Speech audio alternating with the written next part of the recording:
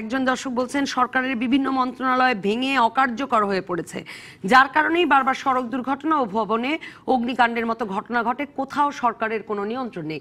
আমি বদিউর রহমান সাহেবকে এই উদাহরণটাও দিচ্ছিলাম যে মানে লাইসেন্স নাই, গাড়ির কোনো সার্টিফিকেট নাই, চলাচলের উপযোগী বাসা বানানো হয়েছে, বাসার বসবাসযোগ্যতার উপযোগিতা নাই, কিন্তু চলছে এবং সরকারি সংস্থাগুলো জানে যে এগুলার নাই কাগজপত্র।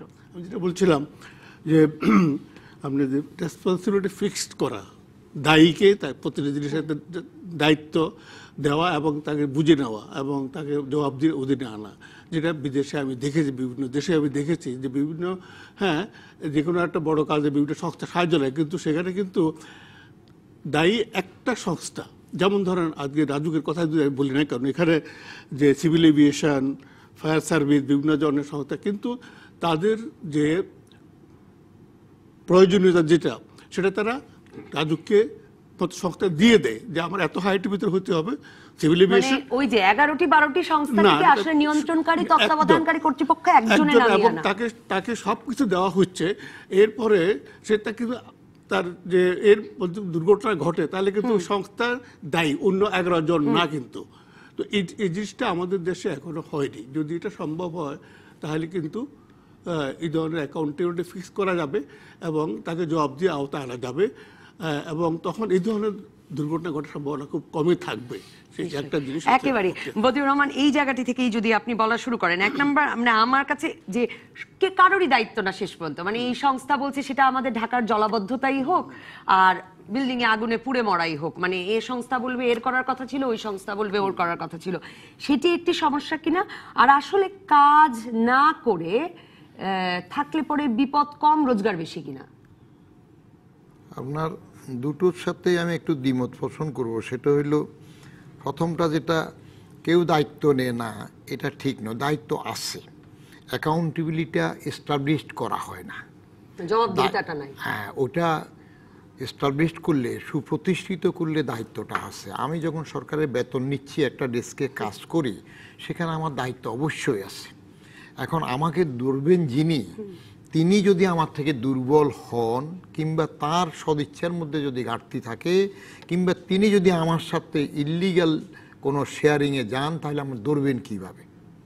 মনে করেন রাজুকের প্রশ্ন আসছে, রাজুকের মধ্যে নীতি নৈতিকতার অভাব নিয়ে আগে যথেষ্ট কথা হয়েছে। খোদ রাজুকের এক চেয়ারম্যান যদি স্ত্রীর নামে আলাদা প্লট নেন, পরে যদি ধরা পড়েন আবার ফেরত দেন, তাহলে তার থেকে ভালো কিছু আশা করতে পারবেন না। গণপূর্তের একজন বড় যুগ্ম সচিব বা সচিব পর্যায়ের লোক যদি একাধিক প্লট নেন, ধরা পড়েন, পরে ফেরত দেন, তাহলে সেখানে ভালো কাজ হবে না। সচিব যদি বুয়া মুক্তিযোদ্ধা সার্টিফিকেট দিয়ে সচিব হন, তার যদি কিছু না হয়, তিনি যদি পেনশনও পেয়ে যান, তাহলে কিছু হবে না। এখন ঘাটে ঘাটে সেগুলা ঘটলে এটুকু ঘটবে। আর যেটা বললেন, হঠাৎ করে কিছু অবৈধ ভবন ভাঙা যাবে না, মানে ভাঙবে না। আপনি ওই যে যমুনা গ্রুপের বেশ কিছু আগে যমুনার বিল্ডিং ভাঙলো না, তখন মান্নান, নাম উল্লেখ করে আমাকে বিপদে না ফেললে না, আমি এটা সত্য ঘটনা বলছি না, আমি প্রশ্ন না, তখন মান্নান খান মন্ত্রী ছিল, সেটা তো ভাঙলো। হুলুস্থুল করে পত্রিকা দেখলাম যে শত শত লেবার টেবার গেল, একেবারে কি একটা পার্ট, অথচ সেটা জরিমানা নিয়ে কাভারেবল পজিশনে ছিল। হয়তো কিছু আছে, দুই রকম নিয়ম হবে। একটা হইলো আপনি 3 কাঠার প্ল্যান নিয়েছেন, ছোট্ট জায়গা, সেখানে আপনি আপনার 3 কাঠার ভিতরে যেটুক জায়গা ছাড়ার, সেখানে আপনি আধা ফিট বাড়াইলেন, এটা একটা অনিয়ম, within your property, within your limit. কিন্তু স্ট্রিক্টলি আপনি পিউরিটান ওইতে দেখলে নকশা বহির্ভূত হয়ে যায়, এইটা একটা অনিয়ম। আরেকটা হইলো আপনি 6 তলার নকশা নিয়ে 8 তলা করলেন, এটা আরেকটা নিয়ম। কোনটা আপনি অ্যালাউ করবেন না? আচ্ছা, আপনার সামনে নিয়ম মাফিক কোনটা অ্যালাউ না, তারপরেও আপনি কি মানুষকে পিউরিটান বানাইতে চান না অনেস্ট বানাইতে চান? যেখানে আপনি অনেস্টি হইতে সে যদি ছোট্ট জায়গাওয়ালা আধা ফিট বাড়ায়, এটা আবার রাজুকরাও কানে কানে বলে। আমি তো ব্যক্তিগত খোঁজখবর নিয়ে এগুলো আইডিয়া আছে, বলে যে এইগুলো সবাই করলে ছোটোখাটো জিনিসটা বড় হয়ে দেখা দেবে না। কিন্তু আপনি 6 তলার অনুমোদন নিয়ে 7 তলা করবেন না, 8 তলা করবেন না। আচ্ছা, সামনে দিয়ে আপনি 5 ফিট বা 4 ফিট জায়গা ছাড়বেন, সেখানে আপনি সুন্দর করে একটু গেট করলেন, এটা কিন্তু অবৈধ, নকশার মধ্যে নাই। বলে যে এটা সৌন্দর্যের জন্য, এইগুলা তারা নিজেরাও ওভারলুক করে। কিন্তু সমস্যা হইলো আপনার 10 তলার প্ল্যান নিয়ে 12 তলা 14 তলা করছেন। আরেকটা হইলো আপনি আপনার জায়গার বাইরে 2 তলা বাড়িয়ে দিচ্ছেন রাস্তার দিকে, আস্তে আস্তে উঠালেন। এই সেদিন প্রশিকার সামনে একটা বিল্ডিং একটু ভাঙতেছে দেখলাম, লোকজন পুলিশ এনে ভাঙলো, কি ঠেলে বাইরে চলে আসছে। তো কোনটা পিউরিটানিজমে যাবেন, কোনটা অনেস্ট হইতে যাবেন, সেটা একটা বিষয় আছে।